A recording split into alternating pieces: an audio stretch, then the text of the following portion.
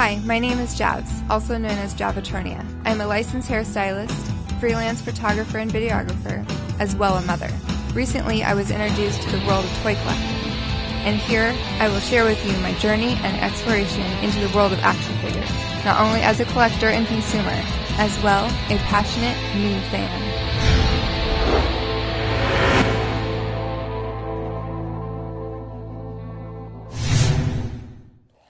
Hey guys, it's Jazz with Javatronia Reviews and Just Try Media, and today I am presenting to you TF Generation's Chromia, deluxe size, and she was part of the thrilling 30 release from Hasbro. Sweet figure. She is a heavy retool of the Prime Robots in Disguise RC, which you can tell, and she transforms into a Cybertronian motorbike, which I'm really excited to share with you. A little background: she was under the command of Elita 1, which was pretty awesome, and she became second in command when Elita 1 went off and did whatever she needed to do on any solo missions. She's very brave and very tough. Now, I really like the fact that her paint apps, the two-tone blue, really highlights her armor and her shape and her whole character, with a little bit of white and red accenting colors that you can see here. Because of her design being a motorbike, she does have a little bit of this back kibble here in bot mode, but it's really not too bad, and I think it's pretty pleasant looking and decent looking. The wheels are a pretty cool design, so they don't look really obtrusive or out of place. One of the things I do like is I really think that her head sculpt is pretty cool. It goes along with her whole design and her look. One thing I'm disappointed in is the fact that she only comes with this one weapon, which is like a long pistol, but it's just black, plain, not a lot of detail. It just looks like a plain mold, and there's really only one other place besides in her hands that you can store them, which is here on the sides of her legs at the knee. So really they kind of lacked in design and creativity on weapon storage and her weaponry. Kind of disappointed. She could have had two. That would have been cool. Now I can take you into articulation.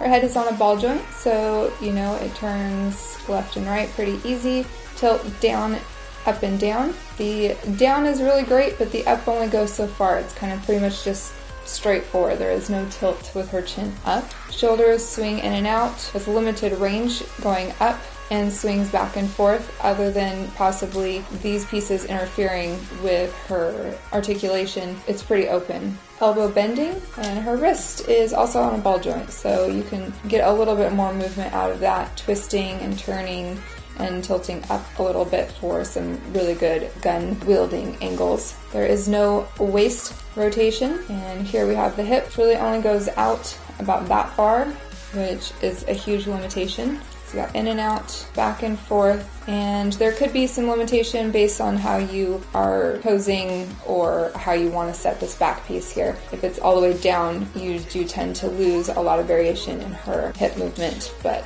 with that back, you get a little bit more. And there is thigh rotation, knee bending, and that is it. No ankle tilt or toe bending or heel bending. It's all very solid, nothing going on there, which does limit her posability a little bit or make it a little bit of a struggle in balance. So with this back piece and no ankle movement whatsoever, could be a little challenging, some patience, but that's okay. And now on to transformation. Chromia's transformation has smooth moves and is straightforward.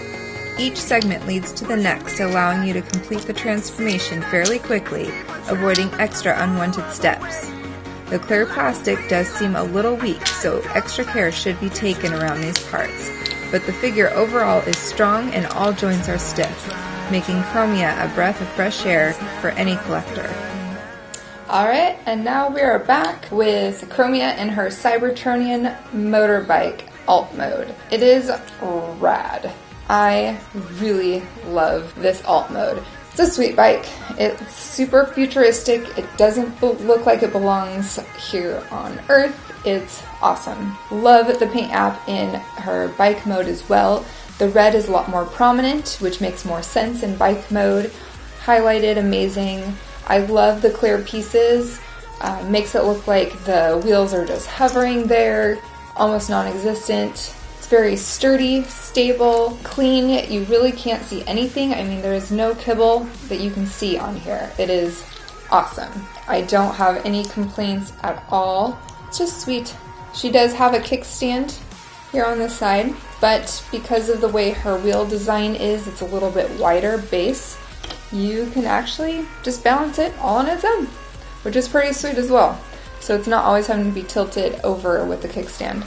And then weapon storage in this mode is basically there's ports here on both sides fitted in there just like that. And this is where I think at least 2 weapons, guns, whatever, would be really sweet because then she can dual wield and I think it would be that much more awesome. But you know, whatever. I can get a secondary weapon, borrow it from someone else if I really wanted to.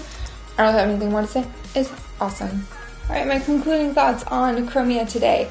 She's a pretty awesome figure. I really like her. She's worth the deluxe price that we get for her. I love her paint apps. And really it just comes down to limited weapons provided and storage for weapons. Also the lock-in, some of the articulation may cause a little bit of visibility issues. But other than that, I really like her. I think her mold is great and she looks awesome. I love her alt mode. That Cybertronian bike is sweet. And that concludes our review with TF Generations Chromia. Thank you so much for following along, and don't forget, enjoy your toys because you never know when they can be taken away. Bye!